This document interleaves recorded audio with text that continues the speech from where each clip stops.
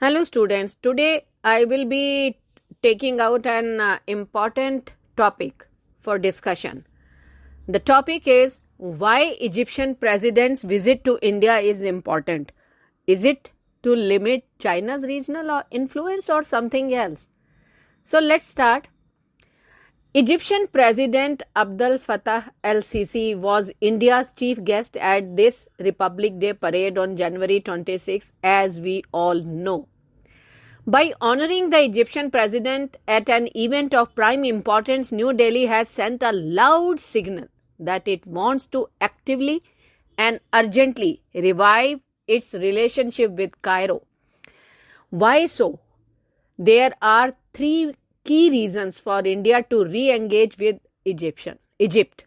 First, it is well known that Egypt occupies a key strategic location on the international trade map. Egypt hosts the Suez Canal, the channel which connects the Red Sea with the Mediterranean and Europe. It is a middle-level power that commands considerable influence in West Asia and North Africa, including oil-bearing Libya, the Palestinian territories, as well as in the Africa Union. We know all this. Like India, it is also a civilized state, a reality that opens new pathways for bonding between New Delhi and Cairo on the cultural plane also. Second, Egypt can play a key role in countering global terrorism with Al-Azhar Mosque and university revered across the Muslim world, a voice of moderation emerging from Cairo to counter the millenarian ideas of global jihad, espoused prominently by Al-Qaeda and Islamic State terror groups, can play a major role in the battle of narratives. A forceful ideological push by India and Egypt can be a major force to counter radicalism. It can amplify the role and image of Islam as a force for peace and harmony rather than violent extremism. Egypt under el-Sisi is totally opposed to the Muslim Brotherhood, making India Cairo's natural partner in countering the MB means Muslim Brotherhood ideology, which is being transmitted by regional influencers including Qatar and Turkey. The initiative with Egypt will supplement New Delhi's outreach to Indonesia also, which has the world's biggest Muslim population with India's as the third largest. On November 29, the National Security Advisor Ajit Doval had invited his Indonesian counterpart Muhammad Mahfud for a dialogue among the ulemas of the two countries to amplify the appeal of their shared syncretic tradition as an antidote to global jihad, which was the objective of forming a caliphate based on radical principles. The idea in the end is to turn the global balance of influence in favor of moderation, peace, and inclusivity on an international scale.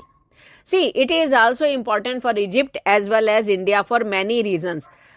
It's not only that India, it's even good for Egypt also.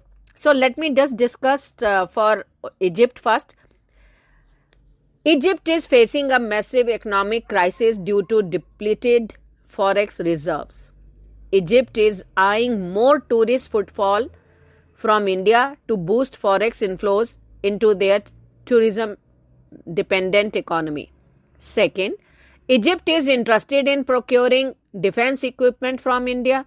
A military contingent from the Egyptian army will had participated in the Republic Day parade also.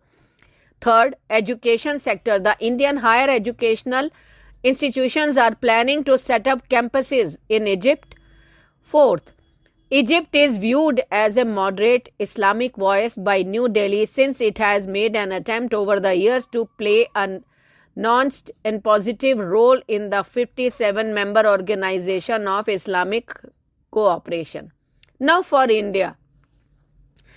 India is looking at increasing investments in the country, especially in the major infrastructure projects in and around the Suez Canal and special economic zones in Alexandria and Cairo.